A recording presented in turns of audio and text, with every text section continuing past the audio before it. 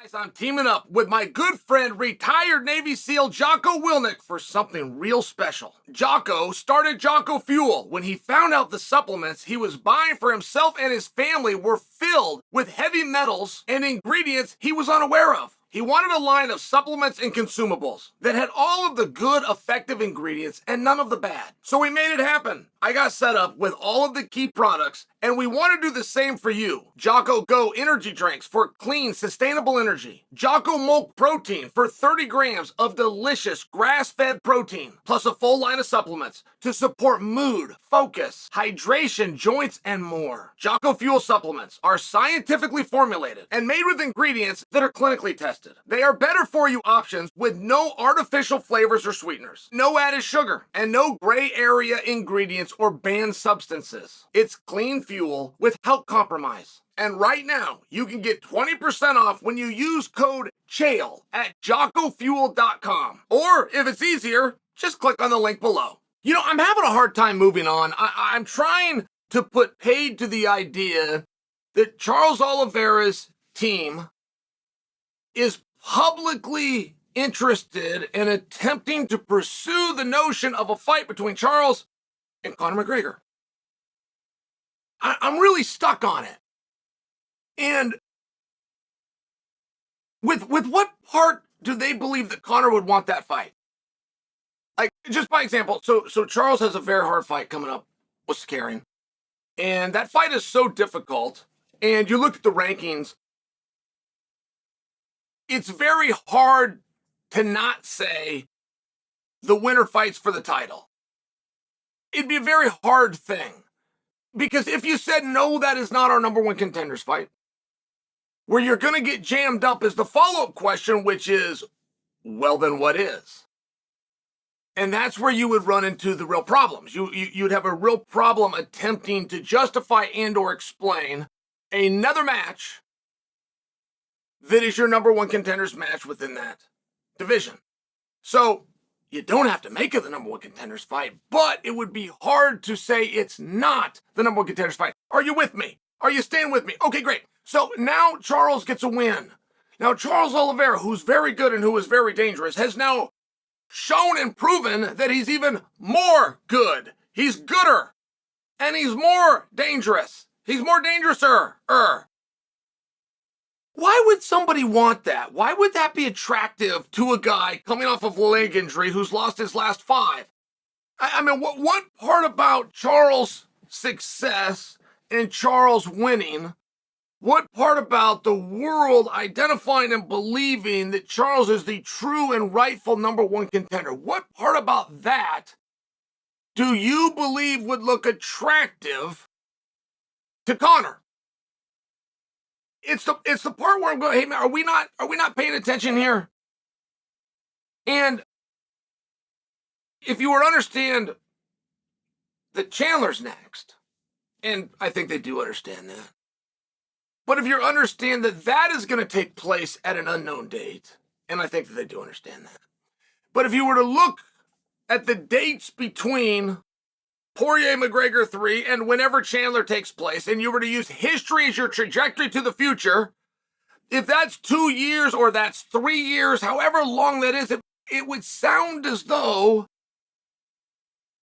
if you put your athlete on the docket against McGregor, and again, just using history as your prediction to the future, it would look as though you're making your client unemployed. And so that's where I get a little bit lost on it. I get a little bit confused. Like, let's say that could happen. Let's say your success and notoriety earn the attention of McGregor, and we do all understand that McGregor gets to choose who his opponent is. So he's going to go out and he's going to find himself the hardest opponent. Why is he going to do that? Because he loves attention and he loves the focus. Okay, great. Is that something your client offers?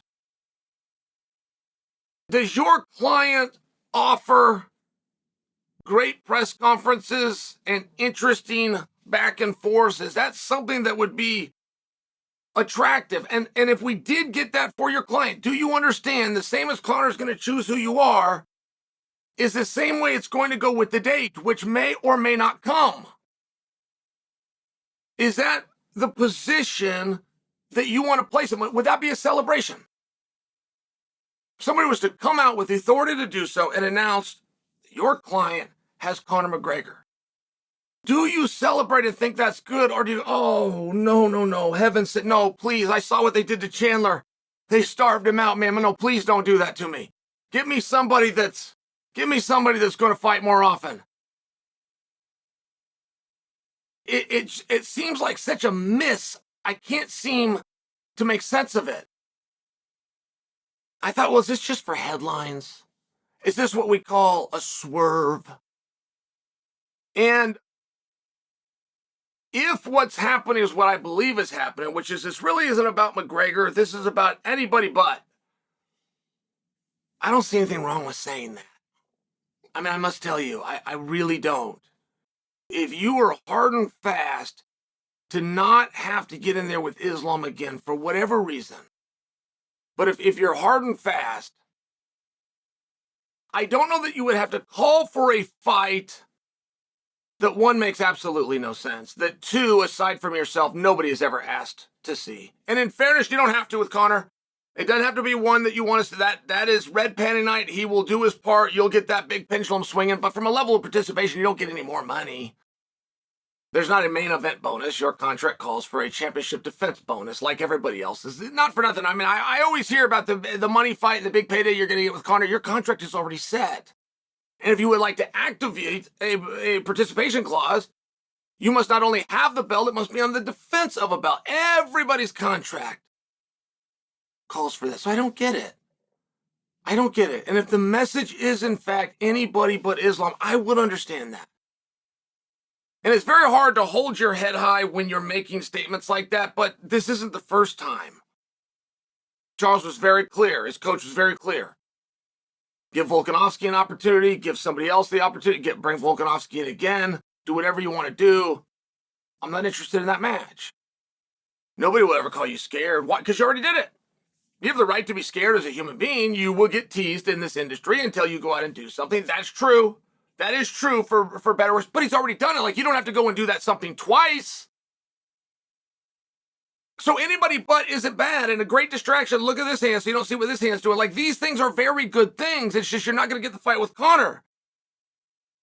So it would seem as though a pursuit of something that really could happen. Like, look, I don't know between Oliveira, Sakarian, Max Holloway, Justin Gaethje, the most likely to get a shot against Islam, who do you say? I pause and stand down, but who do you say? There is somebody somewhere that wants to see Oliveira get that shot. I got to leave it at that. He's powerful and he's got influence and he hasn't backed down. That somebody wants to see the fight. Sakarian would be great, right? But what we have to remind people is that fight's already happened. So many people don't know that. Islam wasn't Islam, Sakarian wasn't Sakarian. It was on free TV and nobody watched it. Max would offer a newness, and Gaethje is everybody's favorite fighter. But of those guys, who do you think is most likely with a victory to go out and get it? Because you want to know what's very likely for Oliveira?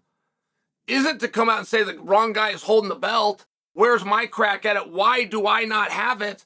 I beat him. Why is he the champion? Could you imagine any of those things? You'd be sitting back going, yeah, why isn't Oliveira getting the crack at it? You're telling me a guy that he beat has the belt, but he doesn't? Well, that is what's happening. You're just looking at the wrong guy. Gaethje is holding the belt. Gaethje is later on the card. Gaethje is the sitting champion who fought and lost to Oliveira. So for Oliveira want to right a wrong and go out and get a big fight that comes with participation, it's a title, it's a belt for him to do all of those things, and it comes with the most coveted thing that he does not want, which is it's not Islam. He should be putting his attention fully on Gaethje. And I just can't help but look at that with confusement. I'm understanding he doesn't want Islam. I got it. Does he not understand he's not going to get McGregor? And does he understand, even in a fictional world where he was come out and told he is getting McGregor, he's not getting McGregor? What part of that is lost? And what part of him going out and getting a win over Sakarian, calling out Gaethje, having Gaethje go second, and Gaethje tries to then go after Islam, and now you instantly have the ability to say, you ran from me. You're holding the belt. I called you out. You tried to go in a different direction. What part of that from a media standpoint is lost on Team Oliveira?